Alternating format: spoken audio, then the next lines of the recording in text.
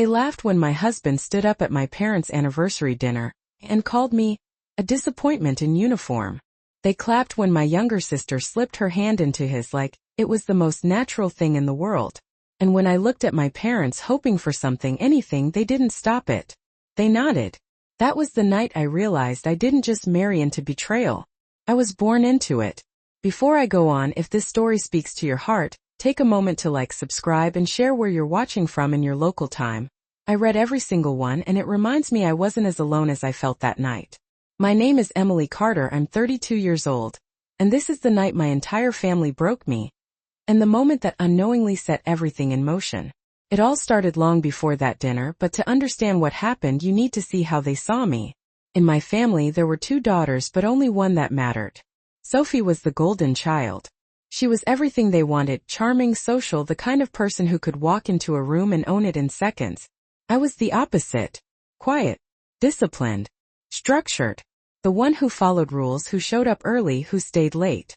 When I told my parents at 18 that I was enlisting in the military, my father didn't even look up from his coffee. Figures, he said. Couldn't make it anywhere else.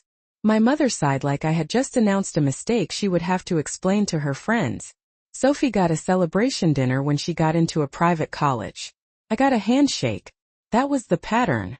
She got everything. I got silence. First, I told myself it didn't matter. I told myself I didn't need their approval. I focused on training, on structure, on becoming better. The military gave me something my family never did: clarity, rank, respect. A system where effort actually meant something. But every time I came home, it was like stepping back into a version of myself they had already decided on. The failure. The one who ran away. The one who couldn't handle real life. And then there was Daniel. I met him when I was 26. He was confident, well-spoken, the kind of man who knew how to win people over. Especially my family. My parents loved him immediately. Sophie adored him. I thought it meant I had finally done something right. I thought maybe this was the bridge. The thing that would finally make them see me differently. We got married 2 years later. Small ceremony. Nothing extravagant.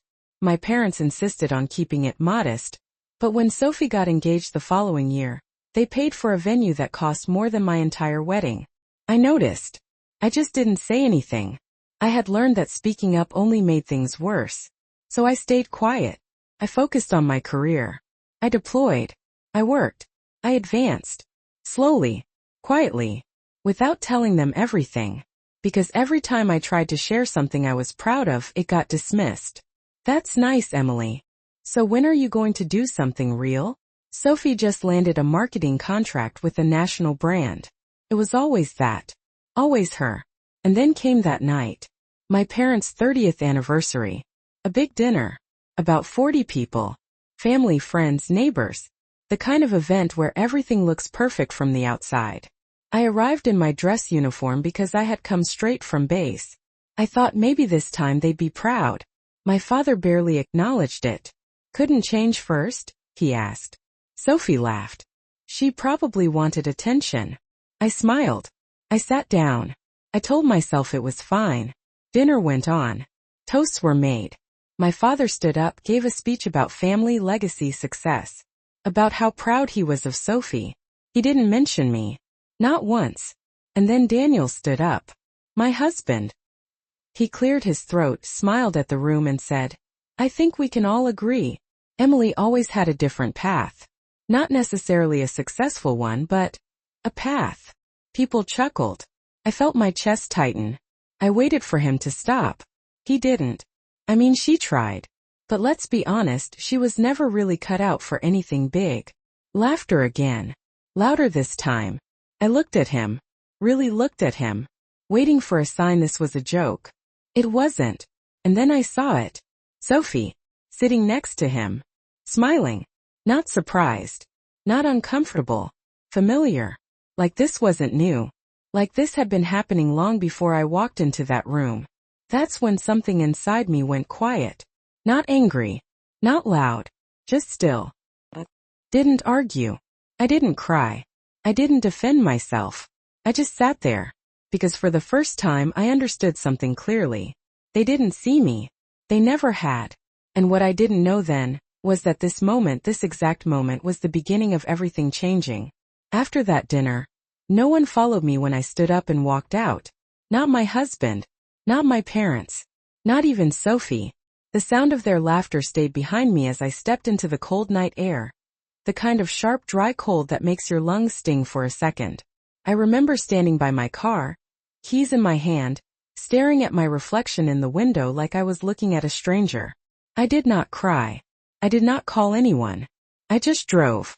I drove for almost an hour with no destination, just empty roads and streetlights passing in steady rhythm, until I ended up parked outside the small apartment I barely used anymore because I was almost always on base. That night, it felt like the only place in the world that belonged to me. Inside, everything was exactly where I left it. Clean, quiet, controlled. No judgment. No voices telling me who I was supposed to be. I sat on the edge of the bed in full uniform for a long time, still hearing Daniel's voice in my head. Not necessarily a successful one. He said it so easily, like it was a fact, like it had always been true. And the worst part was not what he said. It was how comfortable everyone was hearing it. That was the moment it settled in. This was not new to them. This was who I had always been in their eyes. I reached for my phone at one point. I do not even know why. Habit maybe. The idea that someone might have texted, apologized, explained. There was nothing. No missed calls. No messages. Just silence. I set the phone down and leaned back against the wall, still in uniform, still perfectly composed, and I made a decision I did not say out loud. I was done asking them to see me. The next morning, I woke up at 0500 like always. Routine did not change. Never did. I showered, pressed my uniform and drove to base. No one there knew what happened the night before. No one there cared about my family's opinion of me. On base, rank mattered. Performance mattered. Discipline mattered. And that was enough. Days turned into weeks. Weeks into months. I stopped going home. At first there were a few calls from my mother. Short ones. Surface level. She never mentioned that night. Not once. Like it did not happen. Like it was easier to erase it than to admit what they had done. I kept my answers short. Professional. Polite. Then the calls stopped. Daniel did not call at all. Not once. I did not reach out either. I did not ask where he was. I did not ask about Sophie. Some part of me already knew the answer. Instead, I focused on what was in front of me. Training cycles. Evaluations. Leadership responsibilities. The things I could control. I volunteered for assignments most people avoided. Long hours. High pressure. Situations where mistakes were not an option. And something shifted. Slowly at first. Then all at once. People started noticing. Not in the way my family never did, but in a way that was quiet and real. My name started coming up in briefings. In recommendations. In rooms I was not even in yet. I did not celebrate it. I did not post about it. I did not tell anyone back home. Because for the first time I understood something clearly. I was not building this for them. I was building it for me. And maybe that is why it worked. About a year later, I got orders for a specialized assignment. The kind that does not get discussed outside certain circles. The kind that comes with a stack of paperwork that includes words like classified and restricted. When I read it, I felt something I had not felt in a long time. Not pride. Not excitement. Something quieter. Certainty. I accepted immediately. The training that followed was unlike anything I had done before. Longer hours. Higher expectations. No room for hesitation. Every decision mattered. Every detail counted. And for the first time in my life I was not behind. I was not the one catching up. I was leading. I was making calls that others followed. I was trusted. Completely. And that trust changed something in me. Not in a loud way. Not in a way anyone could see from the outside. But internally something settled into place. Stop questioning myself. I stopped replaying their voices in my head. Because those voices did not exist here. Here I was not the failure. I was the one people turned to when things needed to be done right. And I did them right. Every time. Months passed. Then more. Promotions followed. Responsibilities expanded. My world became smaller and more focused at the same time. Base. Operations. Reports. Decisions. Repeat.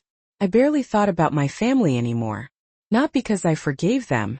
Not because it did not matter. But because it finally stopped defining me. And then one afternoon everything shifted again. I was in my office reviewing a case file when a name stopped me cold. Daniel Brooks.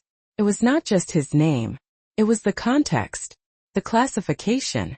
The type of investigation that does not happen unless something has gone very wrong. I read it once. Then again. Slower. More carefully. Each line confirming what I already understood. This was serious. Not rumor. Not speculation. Official. Documented. Moving forward. I leaned back in my chair, the file still open in front of me, and for a moment the room felt very quiet. Not the peaceful kind of quiet. The kind that comes before something changes everything. I did not react immediately. I did not call anyone. I did not ask questions out loud. I just closed the file, placed it neatly on my desk, and stared at it for a few seconds longer than necessary. Because deep down I knew this was not just another case. And I had a feeling they were about to learn exactly who I had become. I did not open the file again that day. I did not need to. I already understood enough.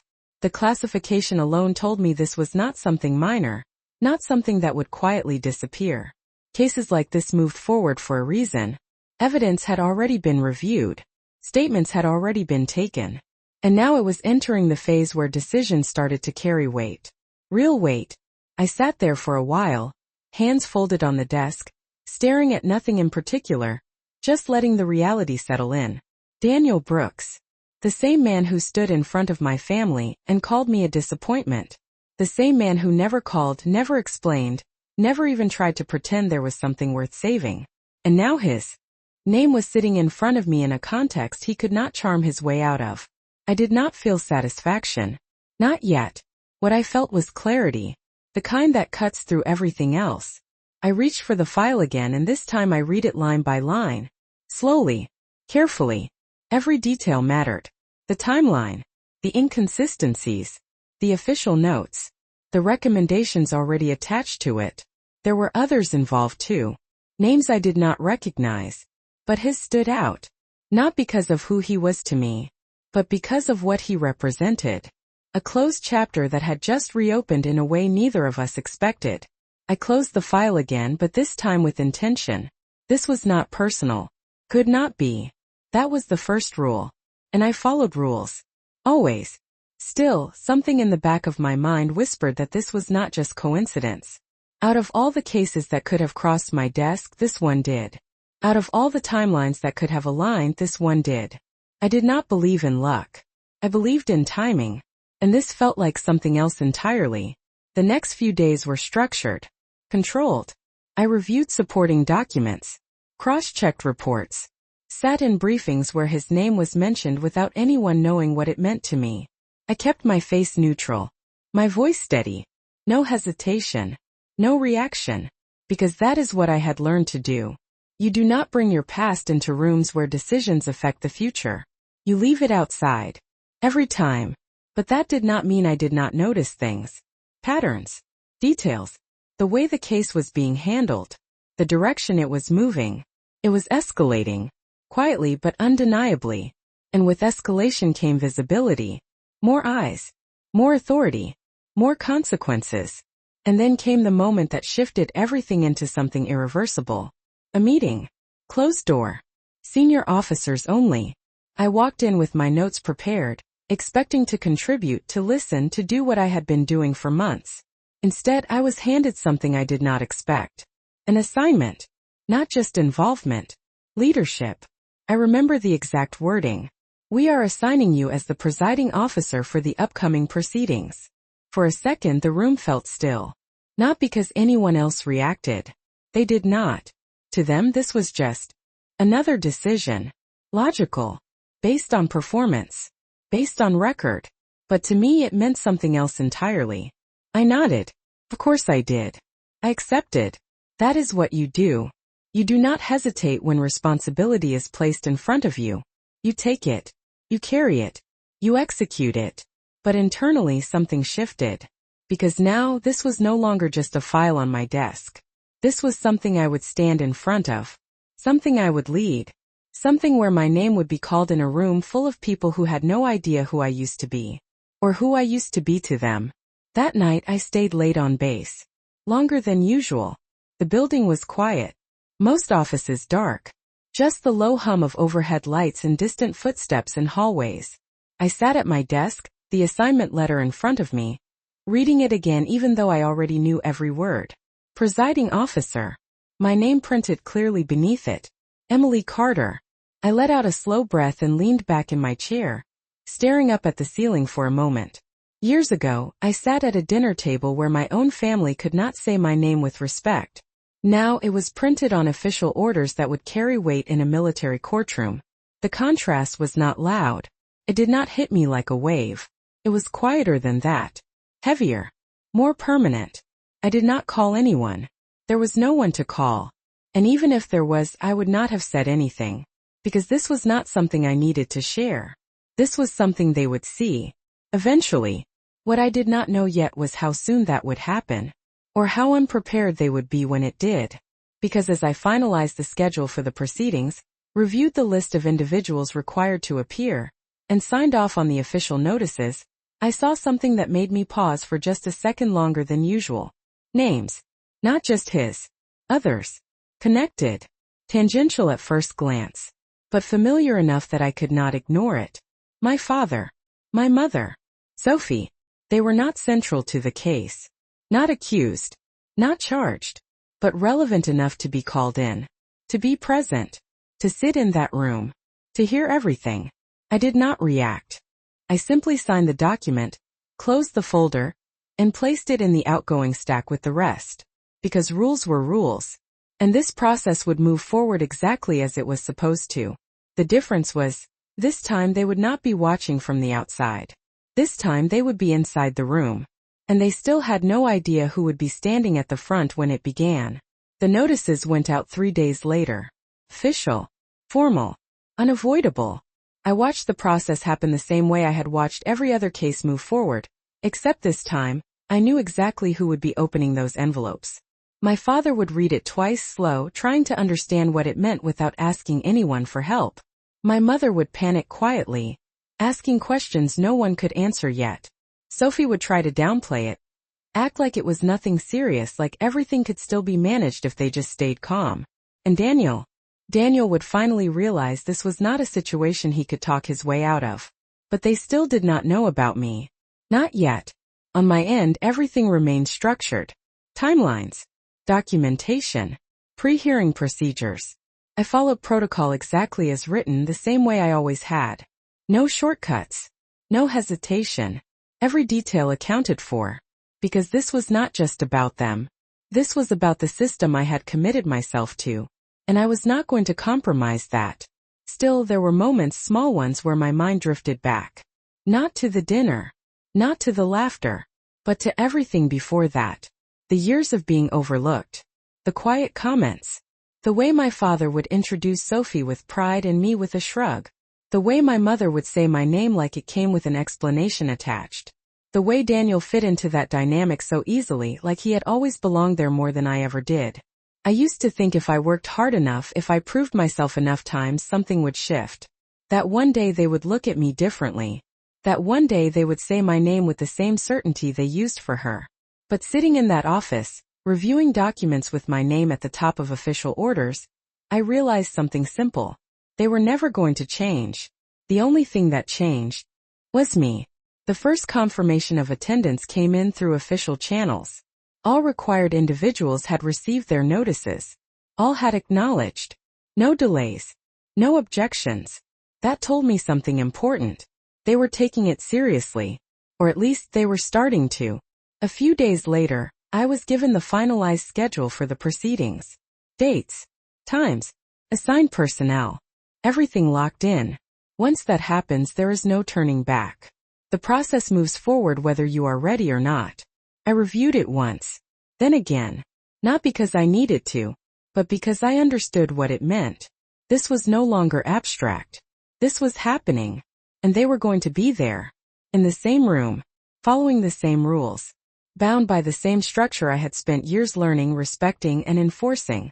The contrast was not lost on me. Back home I was the one they dismissed. Here I was the one responsible for maintaining order, for ensuring fairness, for making decisions that carried weight beyond personal opinion. It was not about proving them wrong. It was never about that. It was about doing my job the right way, every time. The day before the proceedings I arrived early, earlier than usual. The courtroom was empty when I walked in. Rows of seats, clean lines, everything in its place. I stood there for a moment just taking it in. This was where it would happen, where everything would unfold exactly as it was supposed to. I walked to the front, placed my folder down, and reviewed the setup one last time. Names, positions, sequence. Nothing out of order. That was important. There could not be anything out of order. I checked the time. 0600, still quiet, still controlled. I sat down, hands resting lightly on the table, and allowed myself one brief moment of stillness. Not emotion, not hesitation, just awareness. Because I knew once people started walking into that room, everything would shift. Not for me. I was already where I needed to be. But for them. They were about to step into a space where their assumptions did not matter, where their opinions did not carry weight, where titles, connections, and family roles meant nothing. Only facts, only structure, only the truth as it was presented and examined. And they had no idea who would be sitting at the front when it began. That morning moved quickly after that. Staff arrived. Final checks were completed. Files were placed exactly where they needed to be. I reviewed my notes one last time, not because I doubted them, but because preparation is not something you skip. Ever. Then I stepped out briefly before the official start time. Not to clear my head. Not to think. Just to follow routine. Because routine keeps everything steady. When I returned, I could hear voices in the hallway. Low at first. Then clearer as more people arrived. Conversations. Questions. Uncertainty. I did not need to see them to know they were there. I could picture it. My father standing a little straighter than usual, trying to look composed. My mother glancing around, searching for reassurance. Sophie checking her phone, pretending this was just another inconvenience. And Daniel quiet for once. I paused just outside the door for a second longer than necessary. Not because I was unsure, but because I understood the exact moment I was about to step into. Then I reached for the handle. Because what happened next was no longer about the past. It was about what they were about to see. I opened the door and stepped inside without hesitation. The room was already half full, voices low but restless, the kind of tension that fills a space before something important begins. For a brief second, no one noticed me. Their attention was scattered, focused on each other, on their own uncertainty, on trying to make sense of a situation they could not control. Then the first person turned. A junior officer near the aisle. He saw me, straightened immediately, and gave a formal nod. That was when the shift started. Subtle at first, then undeniable. A few more heads turned. Conversations softened. Chairs adjusted. The atmosphere tightened, not with fear, but with recognition of authority entering the room. I walked forward at a steady pace, each step measured, each movement deliberate. My uniform was pressed, every line sharp, every insignia exactly where it should be. Not for them. For the role. Always for the role. And then I saw them. My father was seated near the middle, back straight, hands clasped together like he was holding onto something invisible. My mother sat beside him, her posture rigid, eyes scanning the room in quiet anxiety. Sophie was on the other side, her expression controlled but tense, her confidence thinner than usual. And Daniel, he was slightly forward, shoulders tighter than I had ever seen them, his usual ease replaced with something unfamiliar. Uncertainty. None of them recognized me at first. Not in this context. Not in this setting. To them, I was still a version of myself that existed outside this room. That belief lasted only a few seconds longer. I reached the front, placed my folder down, and turned to face the room fully. That was when my father's eyes locked onto me. I watched the exact moment recognition hit. It was not dramatic. It was not loud. It was a small shift. A tightening of the jaw. A blink that lasted just a fraction longer than normal. Then my mother followed. Her expression changed faster. Confusion first. Then disbelief. Then something deeper she could not quite place. Sophie's reaction came last. She leaned forward slightly, like she was trying to make sense of what she was seeing, like her mind was rejecting it before accepting it. And Daniel, he did not move at all. He just stared. For the first time since I had known him, he had nothing to say. I did not acknowledge them. Not directly. That was not how this worked. I looked across the entire room, scanning faces, confirming attendance, following procedure exactly as I had been trained to do, because this was not personal. Could not be. Not here. Not now. I took my seat. The room adjusted instantly. Conversation stopped completely. The low hum of uncertainty disappeared, replaced by structured silence. The kind that exists when everyone understands that what happens next matters. I opened the folder in front of me, every document exactly where it needed to be, every note already reviewed. Then I spoke. My voice was calm, even, controlled. This proceeding will now come to order. Simple words. Standard. But the effect was immediate. I saw it ripple through them. Not the room. Them. My family. Because in that moment it became real. Not just the situation. Not just the case. Me. The person they had dismissed. The person they had reduced to a label they repeated for years. Sitting at the front of a military courtroom. In charge. I did not pause. I did not look at them again. I continued with the formalities. Names. Roles. Expectations. The structure that governs everything in that space. Each word placed carefully. Each sentence delivered without hesitation. Because hesitation creates doubt. And there was no room for doubt here. As the proceedings moved forward, I could feel their attention shift again. Not confusion anymore. Not disbelief. Something else. Something heavier. They were listening now. Not out of obligation, but because they understood that they had no choice. This was not a dinner table where they could laugh something off. This was not a conversation they could redirect. This was a system that did not bend for comfort. And I was part of that system, leading it. At one point I allowed my eyes to move across the room again, briefly, naturally, as part of the process. I did not linger. I did not react. But I saw enough. My father was no longer sitting as confidently. His posture had shifted, less certain, more guarded. My mother's hands were tightly clasped, knuckles pale, her gaze fixed forward like she was trying to understand something she could not undo. Sophie was still composed, but the edge was gone. The ease she always carried had disappeared. And Daniel, he was different. Completely. The confidence that once defined him was gone, replaced with calculation, with realization, with the understanding that this was not a situation he controlled anymore. And still I continued. Because that is what you do. You do not stop. You do not let personal history interrupt professional responsibility. You follow the structure. You move forward. You do your job. The difference was, this time they were the ones sitting in silence, watching, listening, waiting. And for the first time in my life, they were hearing my voice not as something to dismiss, but as something they had to respect. The proceedings moved forward with a steady rhythm. Each phase unfolding exactly as it was designed to. Structured, controlled, deliberate. Witnesses were called. Statements were presented. Documentation was reviewed in a way that left no room for assumption or interpretation beyond what was supported by facts. I remained focused, my attention fixed on the process, not the people connected to it. That was the discipline I had built over years. You do not react to faces. You respond to information. Still, even within that discipline, I could feel the weight of the room shifting with every passing minute. Not because of anything I said, but because of what was being revealed piece by piece. Daniel was called forward at one point. His name spoken formally, without familiarity, without any trace of the person I once knew. He stood slower than I expected, like he was recalibrating with each step. I watched him approach, not as my husband, not as someone from my past, but as the individual identified in the case file. His posture was different, less certain. The confidence he used to carry so easily was replaced with something tighter, more measured. He answered questions carefully, choosing words the way people do when they understand every sentence matters. I listened, not for tone, Not for intention.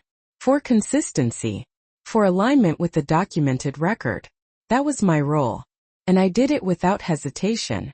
At one point he glanced up. Briefly. Our eyes met for less than a second. Long enough for recognition. Long enough for him to understand that this was not a situation he could reinterpret. I did not hold the look. I moved on. Because anything else would have been a deviation. And I did not deviate.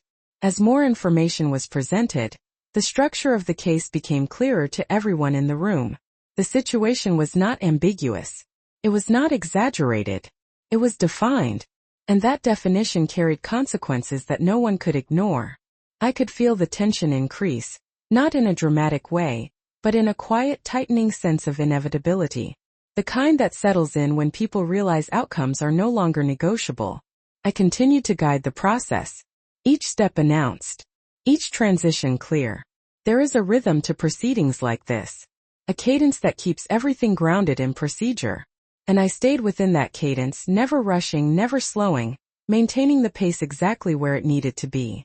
Because control is not about force. It is about consistency. At one point, I allowed a brief pause while documentation was being organized for the next phase. Not for effect. Simply because that was the structure. In that pause, the room shifted slightly. Not in movement. In awareness. I saw it again when I lifted my eyes across the room. My father was no longer trying to appear composed.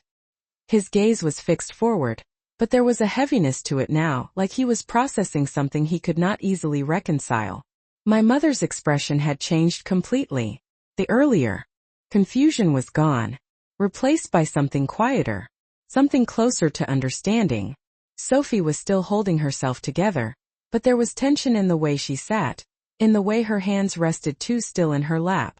And Daniel, he had stopped trying to anticipate what was coming next. That was the biggest shift. He was no longer trying to stay ahead. He was reacting. And reaction in a space like this always comes too late. I resumed the proceedings without acknowledging any of it. Because none of it altered the process. The system does not adjust based on personal history. It does not pause for discomfort. It moves forward step by step until it reaches its conclusion. That is what makes it reliable. That is what makes it fair. And that is what I upheld.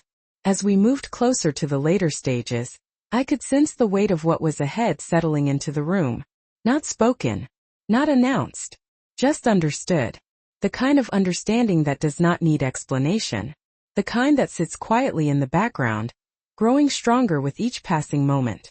I reviewed the final set of notes in front of me not because I needed to, but because preparation is part of the process until the very end. Every line had already been considered. Every detail accounted for. There was nothing left to question. Only to present. I placed the final document back into position, aligned with the others, and looked up once more, not at them but at the room as a whole. Because this was never about a single person. It was about the integrity of what we were doing. And that integrity required one thing above all else. Consistency. I spoke again, my voice steady, unchanged from the moment I first called the room to order. The next phase would begin. The part where everything that had been presented would come together in a way that left no room for misunderstanding. I could feel it before it happened. Not emotionally. Structurally. The progression was reaching its natural point. And as I prepared to move forward, I knew one thing with complete certainty.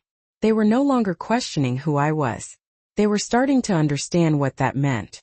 The room had settled into a kind of silence that felt heavier than anything that had come before. Not tense in the usual way, not loud or restless but dense. Like every person in that space understood they were approaching something final. I glanced down at the document in front of me one last time, not to review it, but to confirm its placement, its order, its role in what came next. Everything was aligned. Everything was ready. I did not rush. I never rushed. We will now proceed to the final phase, I said, my voice even measured, exactly as it had been from the start. There was a subtle shift in posture across the room. People leaned forward slightly, not out of curiosity, but out of necessity. This was the part where everything that had been presented would be brought together. Where interpretation ended and conclusions began. I continued, outlining the structure, the expectations, the standard language that frames decisions in a space like this. Each word deliberate. Each sentence placed carefully. Because clarity matters most when outcomes carry weight. I did not look at them yet. Not my father. Not my mother. Not Sophie. Not Daniel. I kept my focus where it belonged. On the process. On the responsibility in front of me. But even without looking, I could feel it. Their attention was no longer divided. It was fixed. Entirely. I paused briefly, allowing the words to settle. Allowing the room to reach that exact point of stillness where nothing is missed. Then I began presenting the findings. Not opinions. Not interpretations. Findings. Structured. Supported. Each element tied directly to what had already been established. There was no need for emphasis. The facts carried their own weight. As I spoke, I could sense the impact not in reactions but in absence of them. No shifting. No whispering. No attempt to interrupt. Just listening. The kind of listening that happens when people understand they cannot change what they are hearing. At one point I lifted my eyes just briefly, as part of the natural flow of the room, and I saw them again. This time there was no confusion left. No disbelief. Only recognition. My father's expression had changed in a way I had never seen before. Not anger. Not disappointment. Something closer to realization. Like he was seeing a version of me he had never allowed himself to consider. My mother's gaze was steady, but there was a softness to it now, something uncertain, something that looked like it had arrived too late. Sophie, she was still trying to hold on to control, but it was slipping. You could see it in the way she sat, in the way her posture no longer carried the same certainty. And Daniel, he was completely still. No movement. No expression beyond focus. He was listening to every word. Because now, every word mattered to him. I did not linger on any of it. I continued. Because this was not about them understanding me. This was about them understanding the situation they were in. The findings concluded exactly where they were meant to. Clear. Direct. Unavoidable. I allowed a brief pause, not for effect, but because the structure required it. That pause was different from the others. Heavier. Final. It marked the transition from explanation to outcome. I placed my hands lightly on the table, fingers resting against the edge of the document, and took a slow, controlled breath. Not because I needed it, but because it was part of the rhythm. Everything has a rhythm, and maintaining it is what keeps everything steady. Then I spoke again. The tone did not change. The volume did not shift. But the weight of what I said carried differently now. Because this was the point where everything converged. The point where there was no more distance between what had been presented and what it meant. As I outlined the conclusion, each word landed with precision. Not harsh. Not dramatic. Just exact. That is what makes it powerful. Not the way it is delivered, but the fact that it cannot be argued with. I could feel it settle into the room. Not all at once. Gradually. Like something becoming undeniable piece by piece. I did not look at them while I spoke. I did not need to. I already knew what I would see. And this was not about witnessing their reaction. This was about completing the process correctly. Fully. Without deviation. When I reached the final line, I stopped. Not abruptly. Just finished.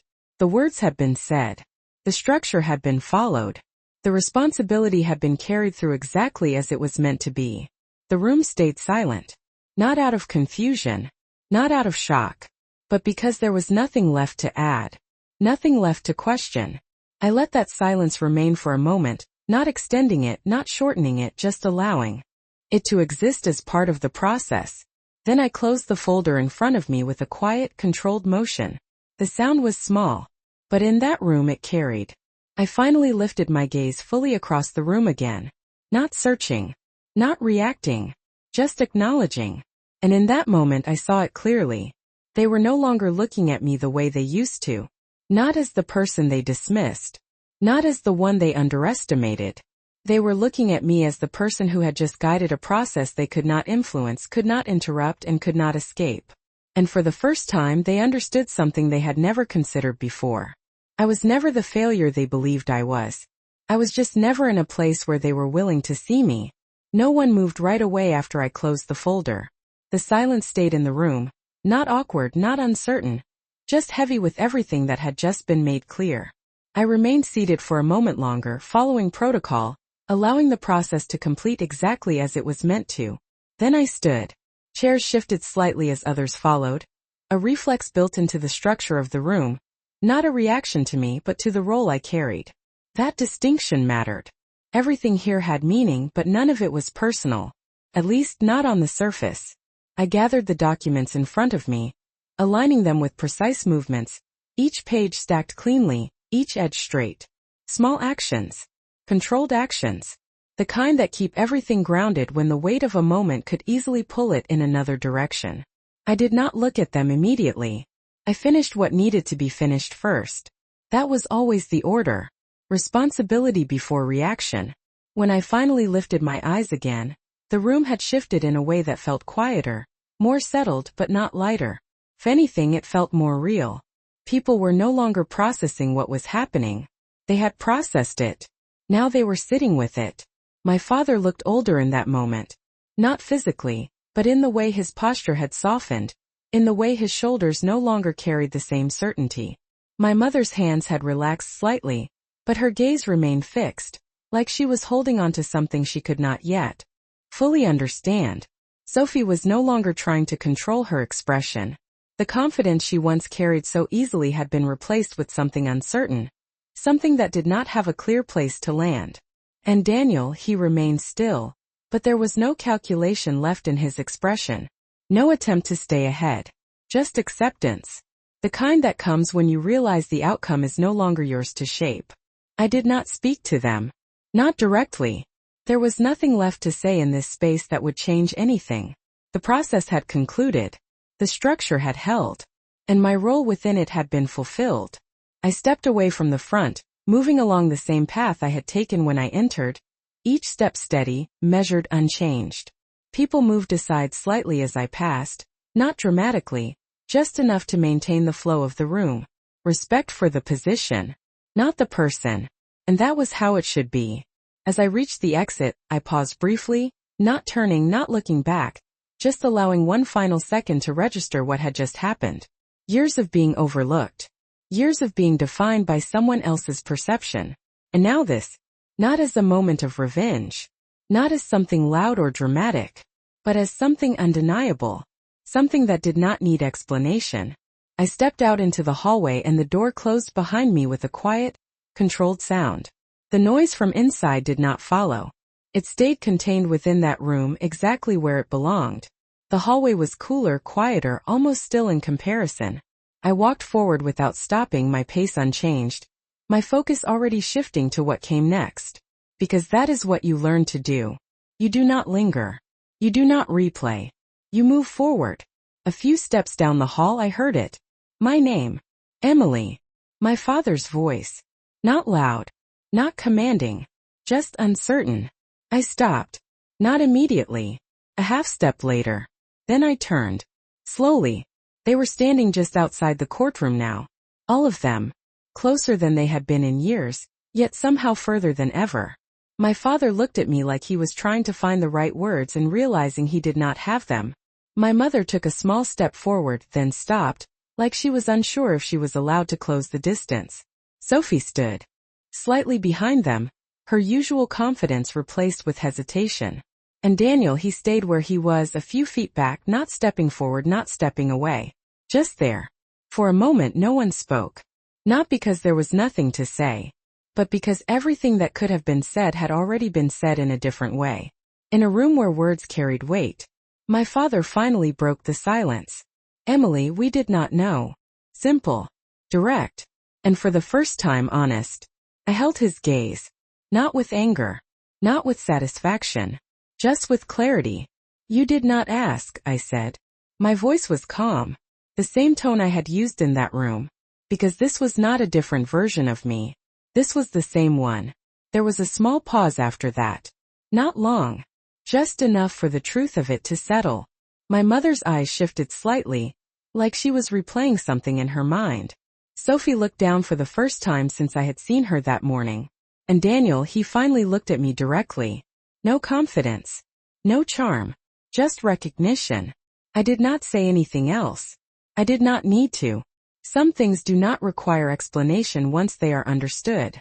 I turned back and continued down the hallway, my steps steady, my focus forward. Because what happened in that room did not change who I was. It revealed it. And for the first time they had seen it clearly. The difference was now it was too late for them to decide what it meant. Life did not suddenly become perfect after that day.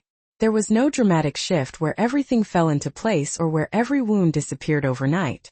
But something changed in a way that mattered more than anything else ever had. It became quiet.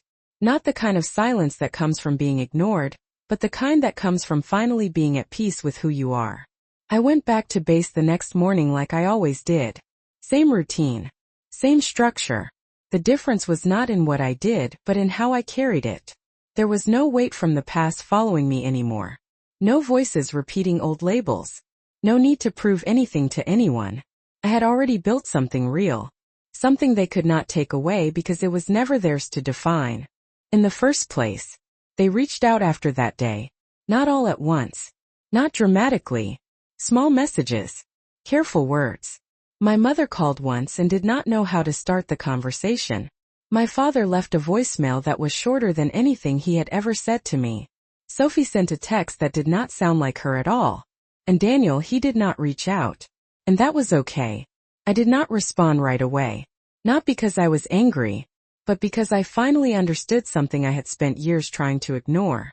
Just because people realize your value does not mean they automatically earn access to it again. Healing does not mean going back. Sometimes it means moving forward without caring what hurt you. I kept my boundaries. Quietly. Firmly. Without explaining them to anyone who had not taken the time to understand me before. And in that space I found something I had never really had growing up. Freedom. Not from them, but from the version of myself that kept waiting for them to change. If you are listening to this and you have ever felt like you had to earn your place in your own family, I want you to hear this clearly. You do not. You never did. Your worth is not something that gets decided at a dinner table, or in someone else's opinion, or in how loudly they choose to support someone else instead of you. It is built in the quiet moments, in the work you do when no one is watching, in the way you keep going even when it would be easier to stop. And one day, whether they see it or not, you will. And that is enough. Thank you for staying with me through this. Truly. Because stories like this are not easy to tell, and they are not easy to hear either. But if this meant something to you, if any part of it felt familiar, I would really like to know where you are listening from and what time it is for you right now. And if this story reached you in a way that feels real, you can leave a like or subscribe, only if it feels right to you. My name is Emily Carter. I am 32 years old, and the lesson I want to leave you with is this. You do not need anyone's permission to become who you were always meant to be.